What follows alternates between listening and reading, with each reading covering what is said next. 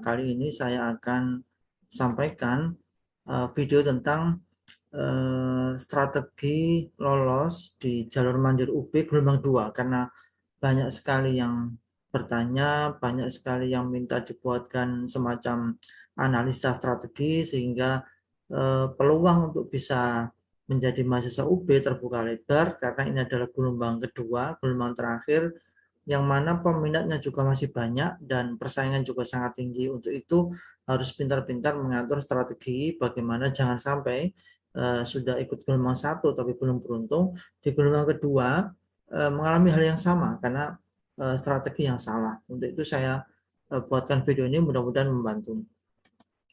Baik, karena ada dua sistem di Mandiri UB, yaitu bagaimana kita bisa lolos Mandiri UB jalur UTBK bagi teman-teman yang pakai skor UTBK, dan juga strategi bagaimana lolos Mandiri UB di jalur atau di jalur menggunakan nilai rapor.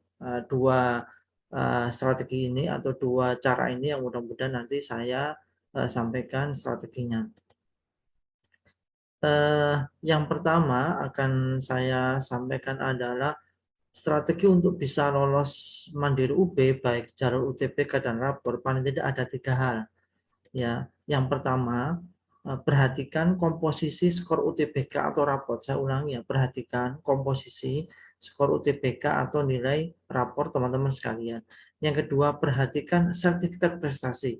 Poin 2 ini sangat penting karena saya kira tidak banyak yang bisa memenuhi, walaupun tanpa upload sertifikat pun itu sah, ikut apa itu juga masih bisa ikut apa itu seleksi jalur mandiri, tapi paling tidak poinnya akan berkurang. Yang ketiga adalah perhatikan pilihan prodi. Nah, 3 hal ini akan saya kupas satu-satu pada video kali ini, dan mudah-mudahan nanti teman-teman dari hasil analisa saya ini bisa membantu dalam menentukan pilihan di dalam berusaha menjadi mahasiswa UB di jalur gelombang 2. Baik, yang pertama akan saya berikan penjelasan bagaimana cara menganalisa skor UTBK atau skor rapor. Nah, ini adalah statistika nilai UTBK nasional yang sudah dirilis pada saat pengumuman SBMPTN beberapa waktu yang lalu. Tidak perlu bingung karena ini saya akan memandu untuk memperhatikan 3 hal saja. Perhatikan di kolom kuartil 1, kolom median, dan kolom kuartil 3. Apa ini maksudnya, Kak? Nah, ini saya berikan penjelasan di sini ya. Nah, kuartil 1 ini adalah kelompok nilai yang ada di bawah. Ya, jadi kuartil 1 itu ada kelompok bawah. Jadi jika ada peserta UTBK skornya itu angka ini atau kurang dari angka ini, maka dia termasuk kelompok bawah. Sedangkan jika skornya itu memenuhi ada di median, maka dia termasuk kelompok tengah. Dan bagi yang skornya itu ada di angka yang ada di kuartil 3, maka dia termasuk kelompok atas. Nah, kuartil 1 ini adalah skor kelompok bawah. Kemudian skor yang ditampilkan di sini adalah skor tertinggi kelompok bawah. Jadi skor tertinggi kelompok bawah itu ada di angka-angka yang ditampilkan di kolom kuartil 1 ini. Makanya jika teman-teman ada yang mendapatkan skor UTBK, misalnya penalaran umum, dia dapat 425,00, maka dia termasuk skornya ada di kelompok bawah. Ini sangat penting karena nanti akan sangat berpengaruh. Saya jelaskan berikutnya. Yang kedua, median. Jika ini adalah skor kelompok tengah, kemudian ini adalah skor tengah-tengah dari seluruh populasi peserta UTBK tahun 2021.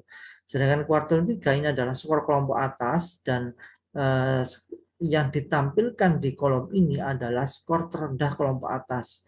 Jadi jika ada seorang peserta itu penalaran umumnya itu poinnya 573, maka dia termasuk kelompok atas.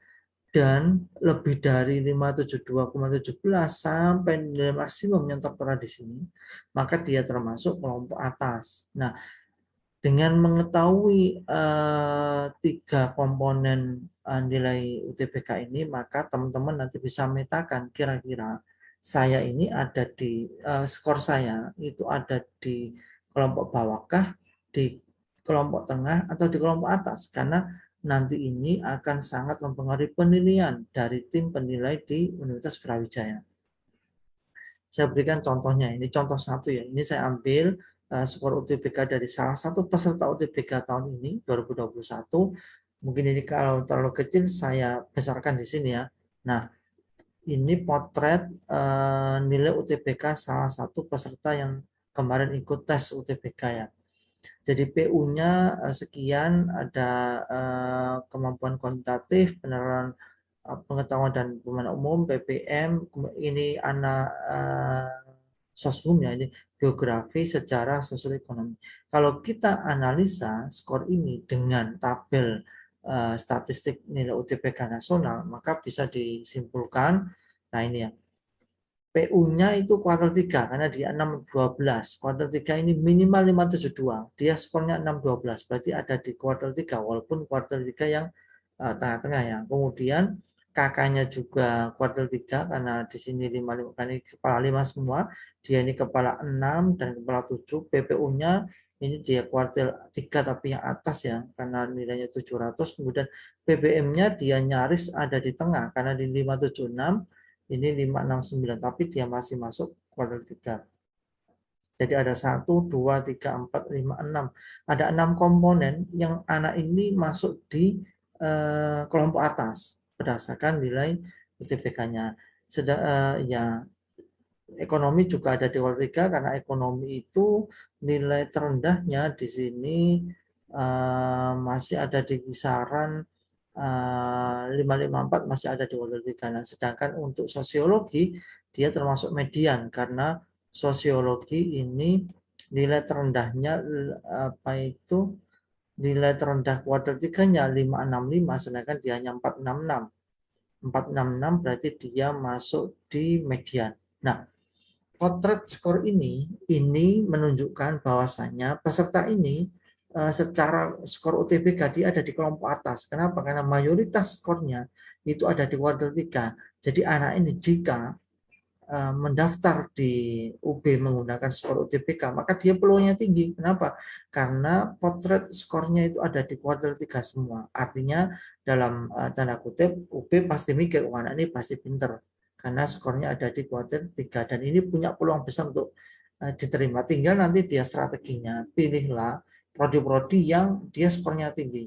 Jadi hindari karena ini sosiologi rendah. Kalau dia memilih prodi sosiologi maka peluangnya juga bisa rendah karena dia skornya ada terendah dari sini. Tapi dengan di sini ada sejarah 700, kemudian PPU-nya 700, kemudian PU KK-nya 600, dia masih punya peluang milih produk-produk yang skor UTBK-nya tinggi.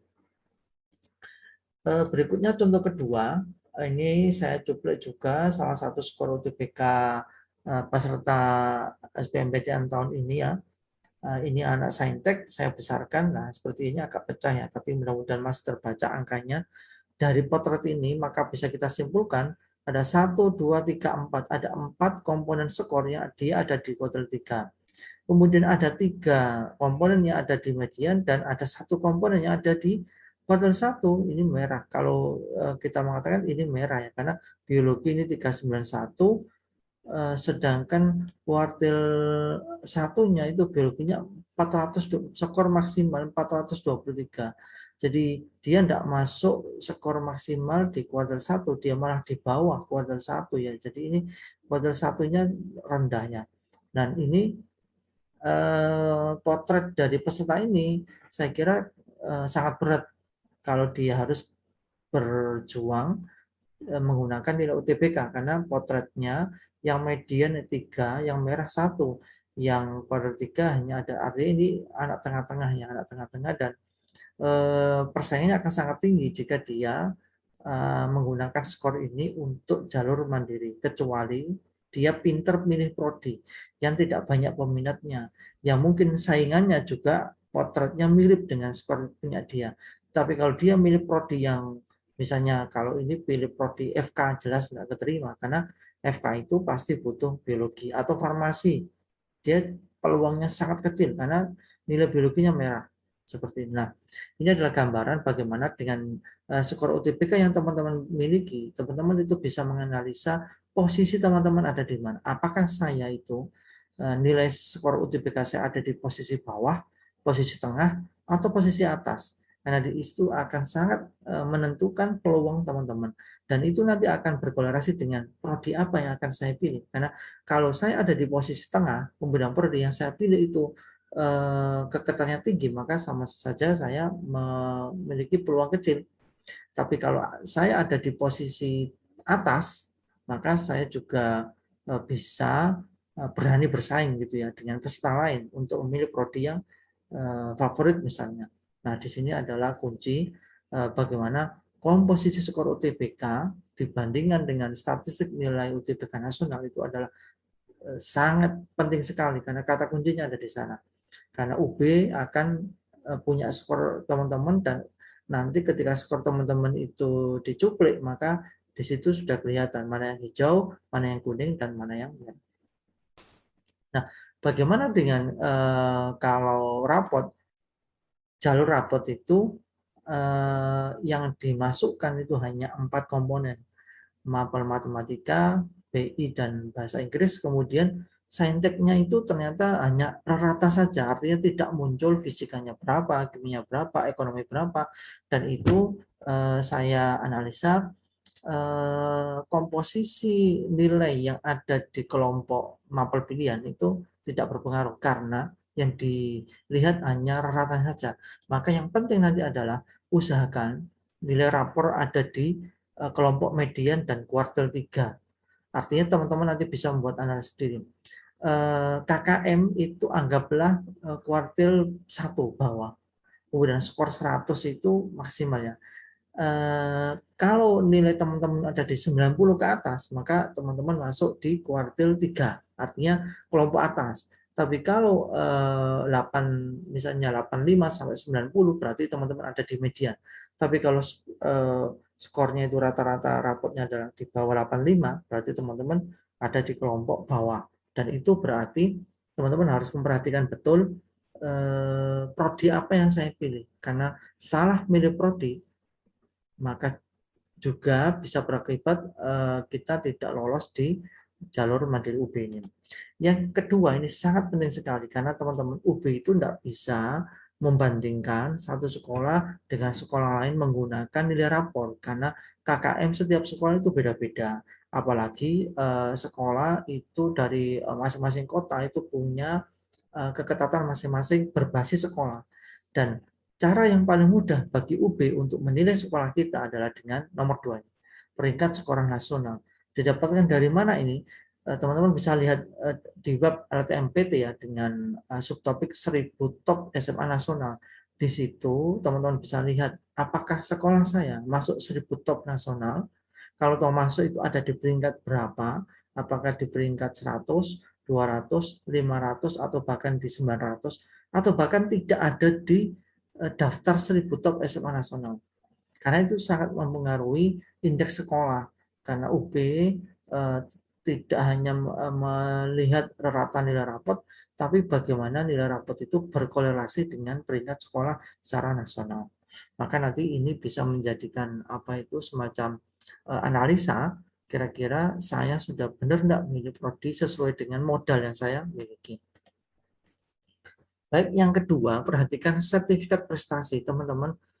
Karena ini jalur yang tanpa tes, kita hanya pakai nilai UTBK atau pakai nilai rapor, maka sebenarnya senjata terbesar di dalam jalur UB mandirinya UB ini adalah sertifikat prestasi karena itu jelas-jelas ada poin tentang untuk mengunggah dokumen sertifikat prestasi dan ini hanya dimiliki oleh anak-anak yang memang dia berjuang di sekolah itu sejak kelas 1, kelas 2 atau bahkan mungkin ya dia selama sekolah itu sudah mengikuti banyak sekali kompetisi karena kalau kita hanya mengandalkan nilai UTBK dan nilai rapor dan kita nggak punya sertifikat prestasi ya skor kita bisa jadi sangat rendah ketika nanti diakumulasi, karena adanya sertifikat prestasi ini menunjukkan seberapa kompetitif kita dengan peserta yang lain.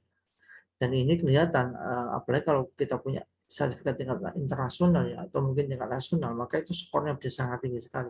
Tapi kalau kita tidak ada sertifikat sama sekali, ya peluangnya juga kecil ya. Walaupun teman-teman masih bisa daftar, tetapi ini tidak, belum tentu, artinya kalau tidak punya sertifikat belum tentu tidak diterima, karena bisa jadi ya prodi yang teman-teman pilih itu saingannya juga semuanya nggak punya sertifikat. Nah, itu yang apa itu nanti akan menolong teman-teman. Mudah-mudahan juga ya peserta lain juga nggak punya sertifikat, karena memang sertifikat juara itu nggak banyak anak yang punya, karena biasanya itu hanya anak tertentu yang memang dia punya bakat, punya minat di situ, atau bahkan dia punya kelebihan di bidang itu. Tetapi paling tidak dengan ada sertifikat lomba itu memperbesar peluang, tidak menjamin ya, tapi memperbesar peluang. Dan juga jika tidak punya juga tidak menutup peluang, tapi paling tidak memperkecil peluang. Yang terakhir adalah perhatikan pilihan prodi. Teman-teman, ini saya tampilkan keketatan Mandiri UB tahun lalu ya. Bidang saintek. Ada 15 prodi yang sangat ketat dipilih oleh para peserta Mandiri tahun lalu, yang mana biasanya data ini tidak jauh berbeda dengan tahun ini, karena memang prodi-prodi yang muncul ini memang prodi yang sangat ketat. Nah, apa yang saya sampaikan, teman-teman, di UB itu yang saintek ya, itu ada 50 prodi, dan 50 prodi ini saya kira juga layak untuk dipilih ya. Yang saya tandai merah ini yang 15 prodi yang paling ketat.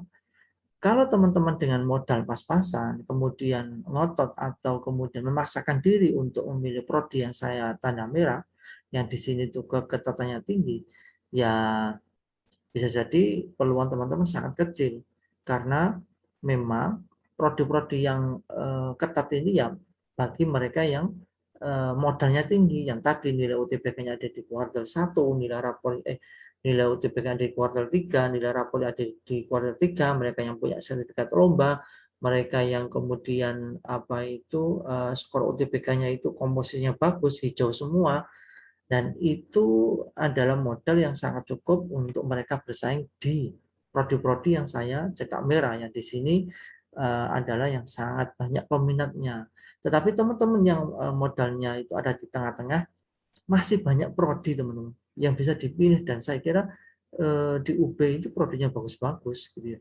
Cuman memang karena tidak populer, bukan karena tidak apa itu prospek, tapi karena memang anggapan masyarakat saja. Contoh, saya ambil contoh ini misalnya yang warna hitam ini teknologi bioproses.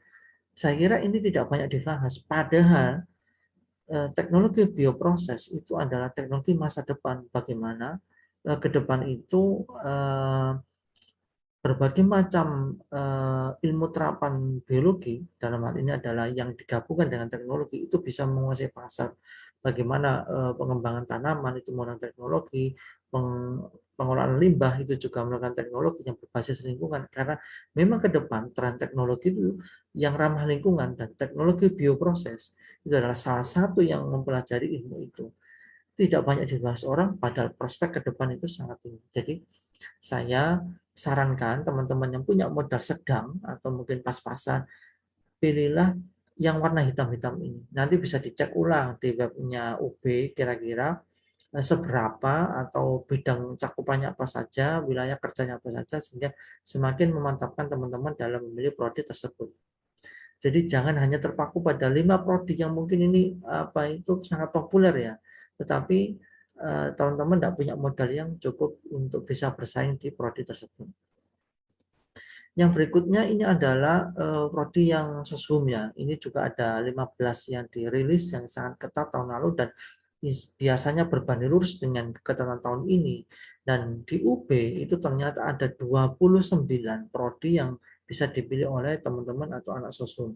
Yang saya tanda merah ini yang paling ketat tahun lalu, dan biasanya sama terjadi di tahun ini, karena memang ini adalah prodi-prodi favorit, padahal belum tentu prodi yang warna hitam ini tidak prospek.